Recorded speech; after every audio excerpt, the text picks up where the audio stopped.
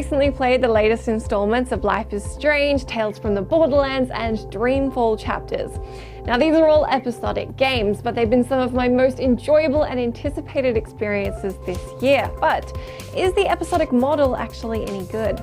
Now, we shouldn't have any false illusions about this. Episodic games are really only around because it works extraordinarily well for publishers. With the high cost of game production, the episodic model is a good way for publishers to make money to help fund continual and future development. It's a faster, more condensed cycle. The sales from one episode enable them to keep making the content they have planned more comfortably. The publisher also gets the advantages of player feedback, time to implement that feedback, more money to support additional development time, and more prolonged consumer interest than they ordinarily would get if they did it in one big go. They eventually get a full game package out and everybody goes home happy, right? Well, yes and no. For the audience, it comes down to what you personally value in games.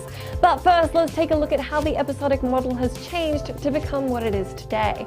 The beginnings of episodic game content had clear aspirations to mimic the way TV shows are distributed. What's interesting is the kind of media they wanted to mimic changing over time and how that affected the overall format. Telltale Games' early titles paint a pretty clear picture of how the episodic gaming model used to be handled. Ricardo Sanchez, who was the VP of one of Telltale's distributors at the time, GameTap, once said he had 3 rules for episodic content. The episodes must be short, standalone, and delivered regularly and within a defined period of time. Series such as Wallace and Gromit's Grand Adventures, Strong Bad's Cool Game for Attractive People, and 3 seasons of Sam and Max were all made with this philosophy. Telltale wore their TV influences on their sleeve as well by making 4 seasons of CSI adventure games, and even one based on Law & Order, before they started moving into serialized film-based stories, with Back to the Future and Jurassic Park.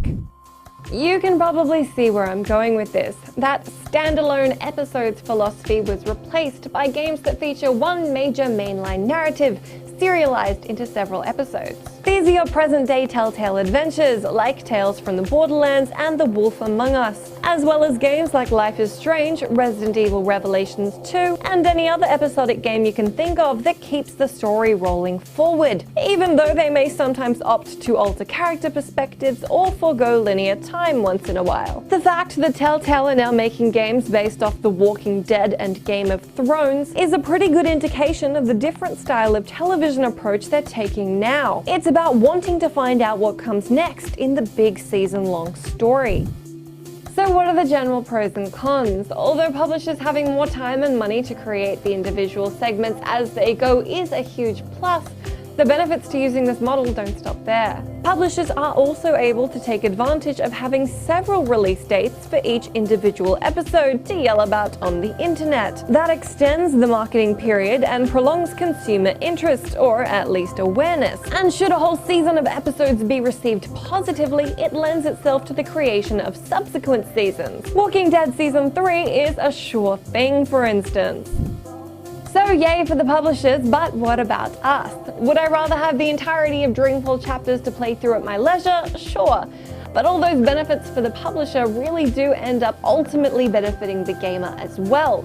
Let's use Dreamfall chapters as an example. Red Thread Games had a successful Kickstarter which launched with the intent of creating Dreamfall chapters as a full game. The time to produce the game, on top of additional development demands of meeting Kickstarter stretch goals, would have meant that waiting for the whole game was going to take years. Because of that, it ultimately worked out better for Red Thread to release the game in segments, since, we actually get to play it now. Creative director Ragnar Tornquist explained at the time, quote, "We've also realized that while as a small studio we are capable of producing a massively ambitious game like Dreamfall chapters, we're not satisfied with our ability to properly finish, polish, and bug fix the whole game in one go. By releasing book 1, we hope to start generating income, all of which will go right back into improving the quality and scope of subsequent books. So in addition to getting a bit of the game sooner, we'll hopefully receive a better game than we would have if it had all come out in one go. Episodic games can be attractive to consumers for more intangible benefits too. Like if you don't have much time to commit to gaming and want a story-based game you can enjoy for a couple of hours. Or if you like the idea of being able to buy the first episode of a game and see if you actually like it before committing to buying the whole season. Of course, those advantages also bring disadvantages. The big one is ambiguous release dates. Rarely do episodic games have predetermined release dates anymore, since they're increasing in scope and the next episode is usually being developed as you're playing the current one, like in the case of Dreamfall chapters. Resident Evil Revelations 2 worked quite differently, as Capcom essentially had it all finished before its first episode was out, but this is certainly the exception and not the rule. Sometimes subsequent episodes are pushed back, and sometimes, like in the case of Sonic the Hedgehog 4, the first 2 episodes just didn't get the reception the publisher wanted and no more were produced. Personally, I'm a big fan of the episodic model because it caters towards the kind of games that I love to play, but it won't work for everything, and that's okay.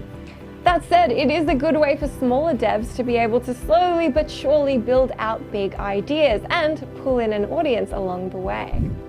But that's just my opinion, so be sure to head down to that comment section and let me know if you think it's a good development and distribution model and why or why not.